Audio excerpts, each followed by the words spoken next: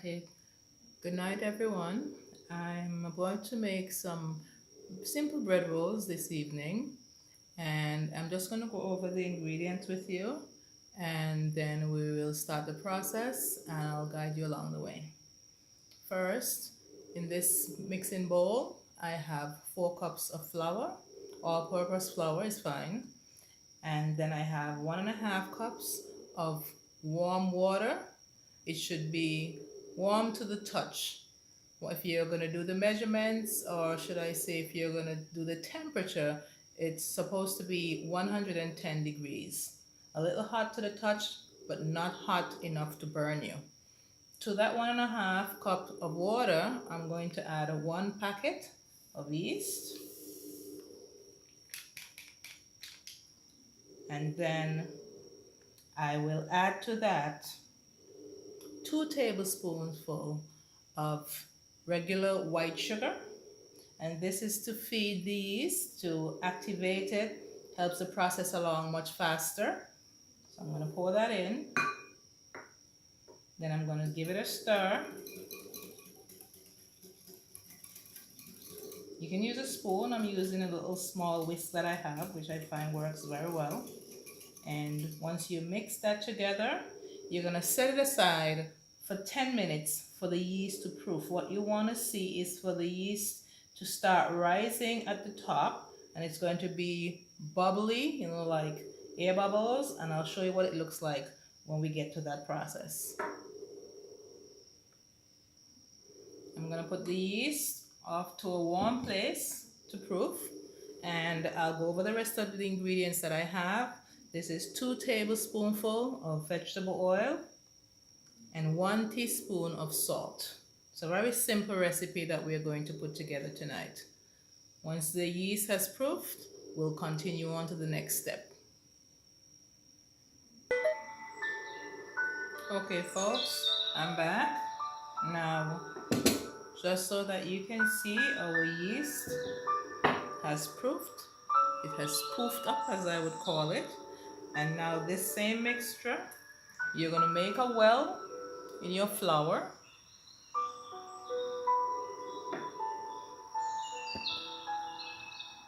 And you're going to pour that mixture into your flour.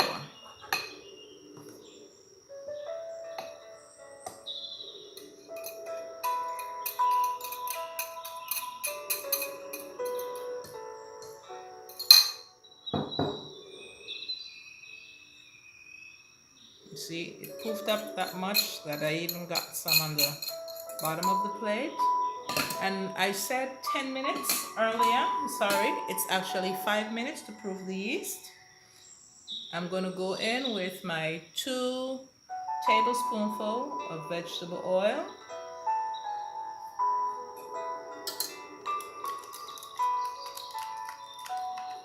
It's a little cold here. I don't know. I might be snowing in this area pretty soon because the temperature has my oil actually clotting. That's kind of weird here in the tropics. But anyway, we got that, and then we are going to put in our 1 teaspoonful of salt. Now, excuse me one moment. I'm going to get my dough hook and we'll start the process. Now I'm back with my dough hook. I'm going to attach it to my mixer.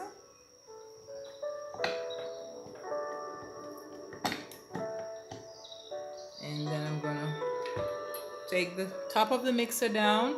I'm going to lock it in place. And I'm going to start the mixing. I'm going to start it on low at first. And what we're looking here for is to have all of the dough incorporated into a dough ball, and then we can turn the mixer up and we'll let it go for 7 to 8 minutes of kneading time. Once we have completed the kneading time, then we will have to put the dough to rest and rise for the first rise, and then that's going to take an hour. After the hour, we're going to come back and we're going to punch the dough down. We're going to make our dough balls, and then we're going to put those dough balls for a half an hour for the second rise. At the same time that we do that, what we're going to do is we are going to put our oven to preheat, because the preheating process will also help the dough to rise faster. Now if you can see here, it's becoming into a dough ball.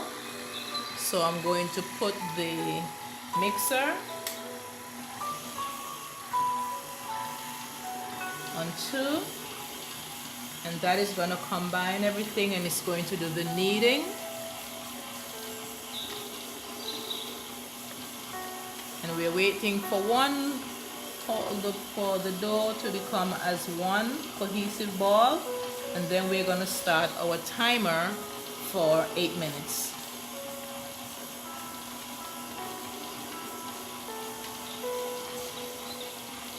What we're also looking for is for the dough to pull away from the bowl.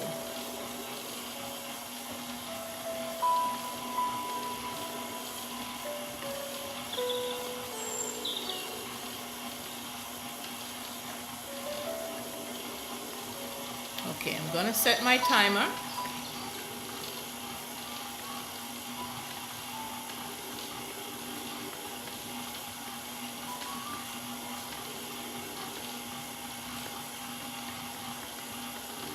I'm going to set it for 8 minutes.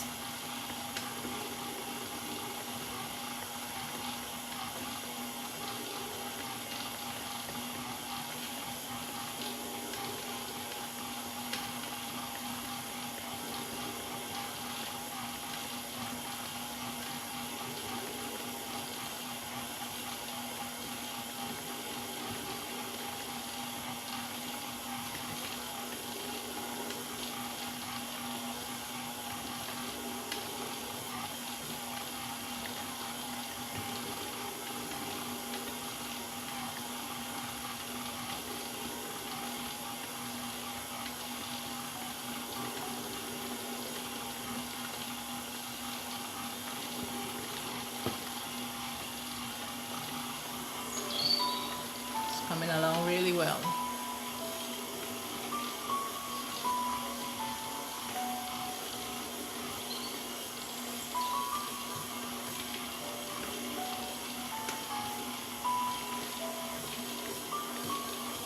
Now I'm going to pause the mixer just so we can take a look. Unlock it, lift it up, and currently you see we have sort of a gummy dough ball, but we're going to continue because it's not where we want it to be. We're going to continue kneading, and at the end of the 8 minutes you're going to see that it's a lot different than what it looks like right now. We want to have a smooth dough. That's what we're looking for.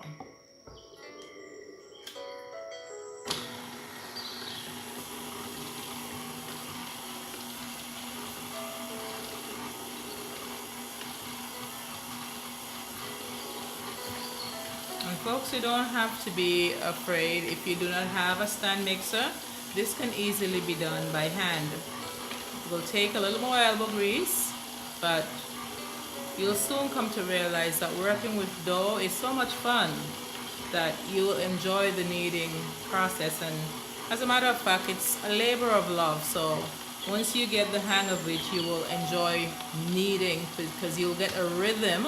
And with that rhythm, you will get accustomed, you get more practice, and everything will seem to be, pretty easy from there on. So the same as we do our kneading process by the mixer for 8 minutes, we also do our kneading by hand for 8 minutes, because you have to be able to knead the dough to develop the gluten, which takes a little time.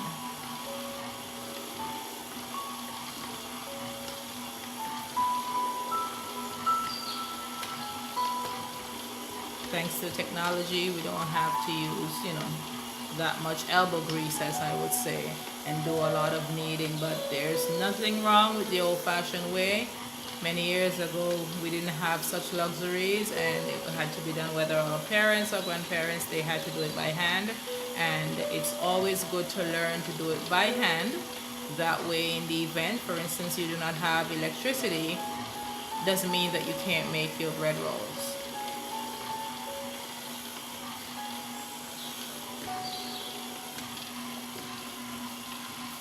I can already look at it and see that it's becoming smoother. The more it's kneaded, the smoother the dough will get.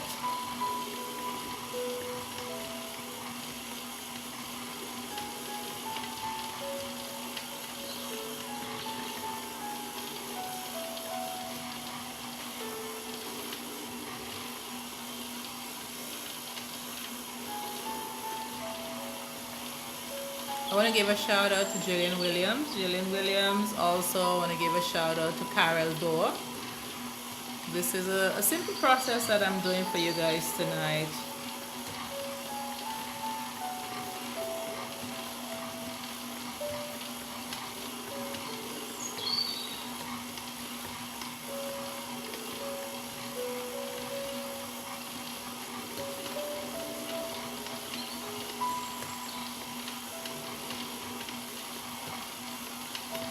I also want to welcome anyone who has never visited my channel. It's called Empress Views. And like, subscribe and share. And it's very important. And there are many people, who would like to do this at home. And it would be very nice if you can share the recipe, share the vlog, so that we can have the recipe out there and other persons can try. And if you have any questions, you can comment below and I will respond to your questions.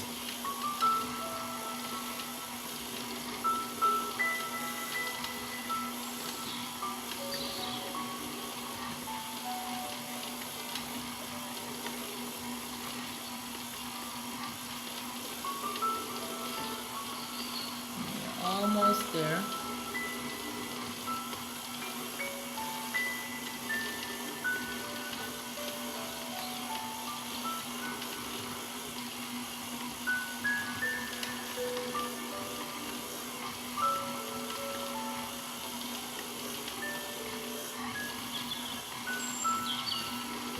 Also, I'm trying to get all of my different utensils that I need for baking, and I'll be doing a lot more recipes, not only bread recipes, but we'll be doing other recipes.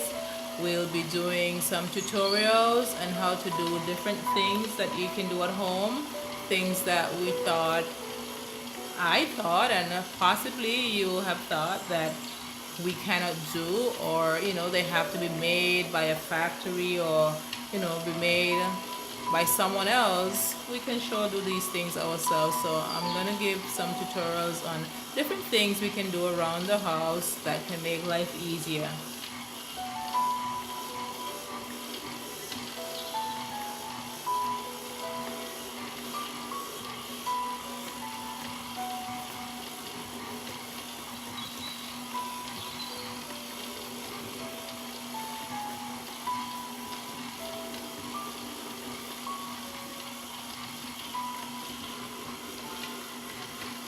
And a good indicator that you have made a perfect dough is when your dough comes into one ball and it pulls away from the sides. That is a very good indicator that you have made a perfect dough. If you find that the dough is sticking to the sides or sticking to the bottom, you may have to go in with just a little more flour. However, you would have to put the flour in little amounts. You can't go in with a whole lot of flour, because then you will make the dough too dense and you will have a tough bread. So in the event that you see that it's sticking, sometimes dough is funny, based on the temperatures around your home, the humidity and stuff like that, it will cause a different reaction.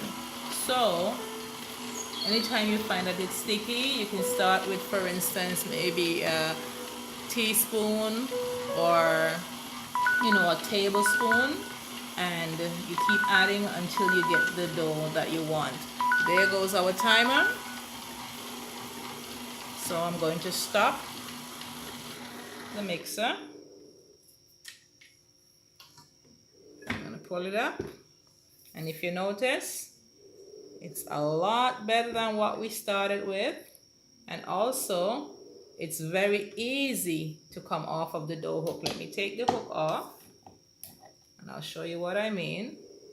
Slides right off. That's when you know you have perfect dough. See? Perfect dough. This is what you want. You're going to tuck it under, keep turning it and pressing under, and then when you do that, you're actually going to be forming a ball. And also another trick, or that I can teach you to know if your dough is ready, you can poke a finger in, and if it bounces back, if you see, and it's bouncing back, that means your dough is ready. Okay, now we're going to oil. Let me take this off. Need a little elbow grease here.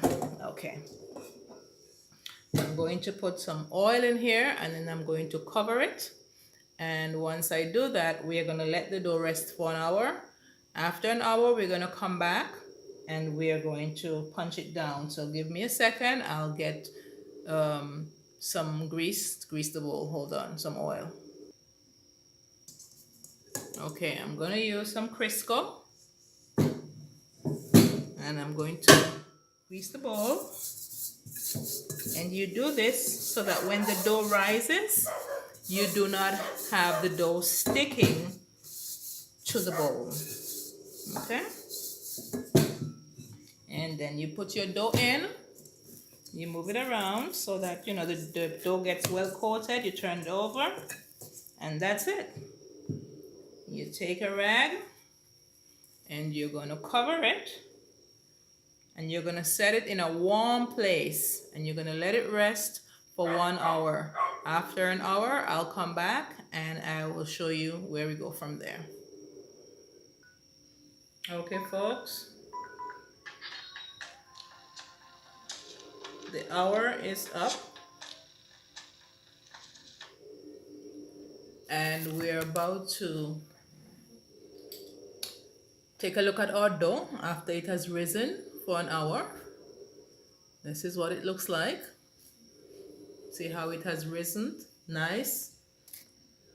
And as we say, we have to punch down the dough. So you just punch it down, and this process is to get out all of the air bubbles. We're going to take out the dough. See how easy it is to come out of the bin because we greased it. So we're going to take the dough out, put that aside, and we are going to basically punch the dough down to get all the air bubbles. Okay? So I'm going to punch down the dough. I'm going to make sort of a rectangle. Just pressing out the dough, getting rid of all those air bubbles. Okay? We have a grease pan here that we're going to put our bread rolls in once we make them up. So that should do it.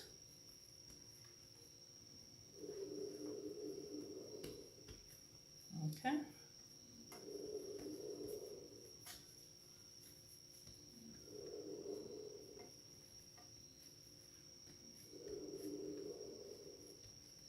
All right. So from here, you can use a few things. You can use a knife. You can use a pizza cutter, which is what I'm going to use.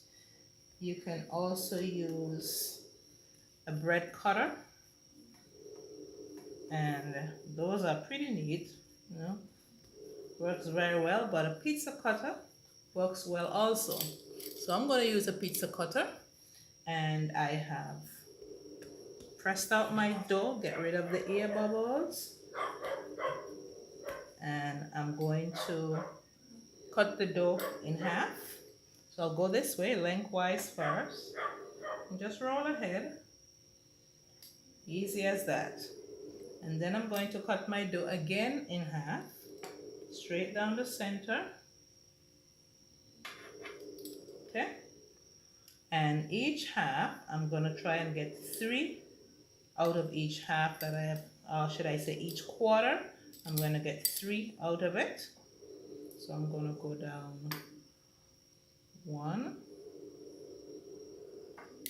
and I'm gonna go down again. You can just eyeball it, you know, center it. The other side, I'm gonna go down 1. And don't worry about how it's looking, it's stretching all over. That's what dough does, so it's okay. We're gonna work on that. And down again. All right. We can put away our pizza cutter. Now, we have our dough pieces here. Separate all of them. You can put them off to the side. Now, if you want perfect dough balls all the same size, the best thing to do is weigh your dough balls, okay? But we're just doing something quick so we can have bread for breakfast in the morning. So we're gonna put all the pieces of dough, and it's okay if they're not all the same size, don't worry about it,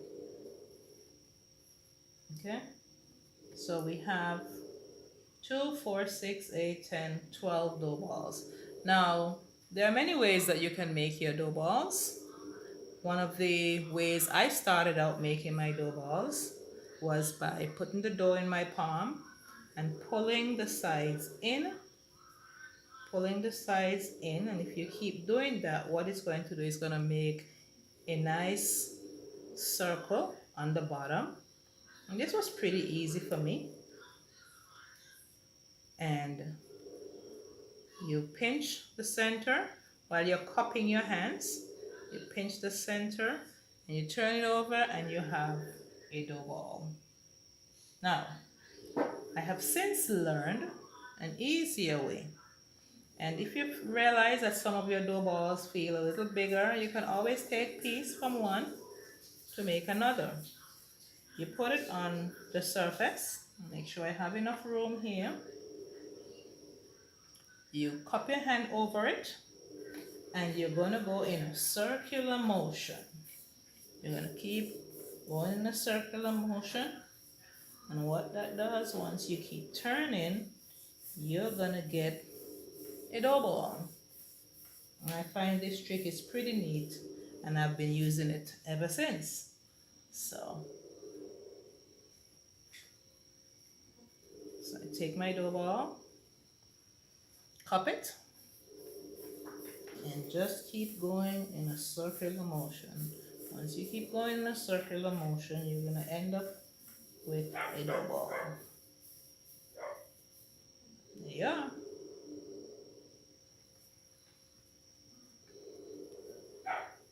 Do it again. Keep going in a circular motion. And while you do the circular motion, you have to actually apply a little pressure so that it starts curving under your palm. Okay? And check my dough balls. This one feels like it's a little bigger. So I'm going to put a piece here. And I'm going to do my circular motion again.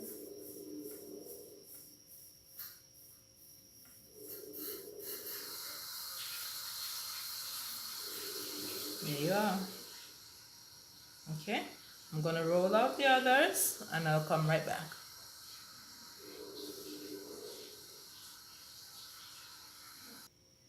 Okay folks, I have my 12 dough balls so that I'm going to put to rest again for the second rise, and this is going to take another half an hour to 45 minutes.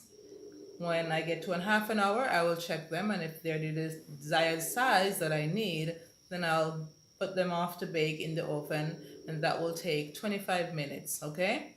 So I'm going to cover them, rest them on top of the stove. As the stove is warming up, it also will assist the rise of the dough. So it should take maybe even 20 minutes before the dough balls get to the size that I'm looking for.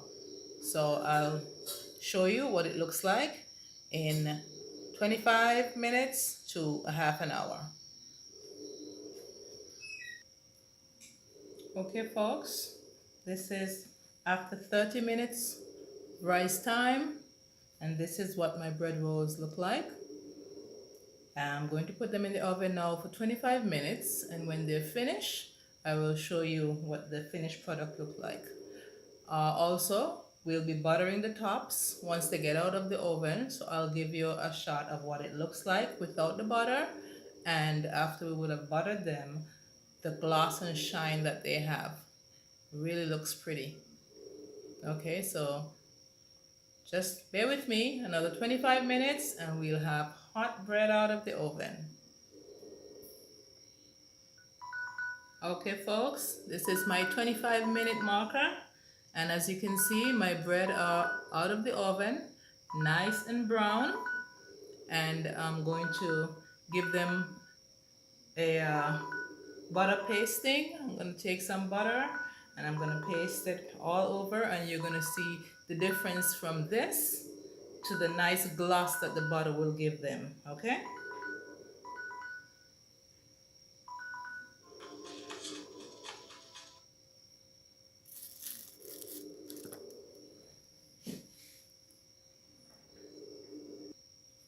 Okay, folks, I'm going to take some butter and I'm just going to brush over the tops. And you can notice right away the gloss that they're getting from just pasting the butter at the top of them. What this also does is makes the buns nice and soft, keeps them soft, and so they don't dry out. So even though they're cool or even cold, they would still have that nice soft texture. Okay, so see, it's not difficult at all. I'm going to take you on this journey. I have a lot of bread recipes. I have French bread recipes, I have croissant recipes, I have different types of bread rolls. And if you notice, I did not put any egg in this recipe. I did not want any egg in this one. What the egg does though, and if you also can use milk, it gives the bread a more fluffy texture. And also if you use bread flour instead of all-purpose flour, it gives the dough a more chewy texture. But I like with the all-purpose, I like what it does. So I tend to use all-purpose instead of bread flour. But maybe one day we'll just, just for the sake of trying, we'll make a set of bread rolls and we will use the bread flour. Okay, so here we are, nice and buttered, and if you could smell my kitchen right now, it's smelling like a bakery. I know the neighbors must be wondering what's going on. Is there a bakery in the area? No, it's just Caroline.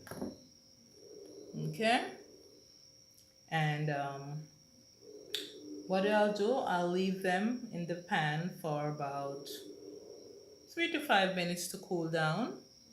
And then what I'll do, I'll take one of the bread rolls and I will cut it, put a little butter inside, and show you exactly what the finished product looks like. Okay, I'll be right back.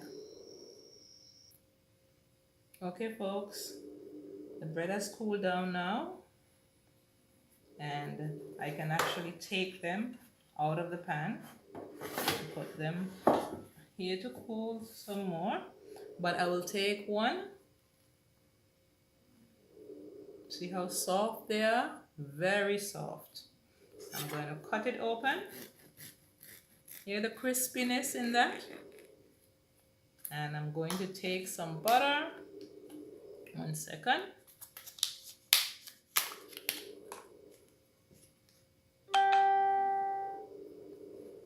Look at the inside. Nice and rich.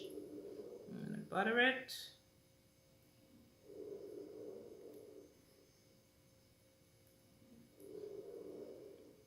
And you don't need a whole lot because remember we buttered the tops already.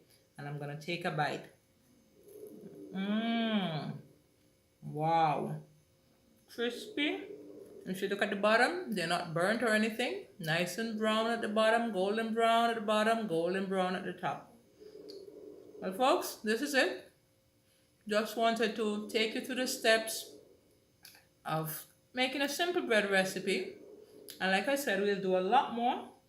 I'd like you to share the video and help someone be able to make this bread for their family. Take care. Love you.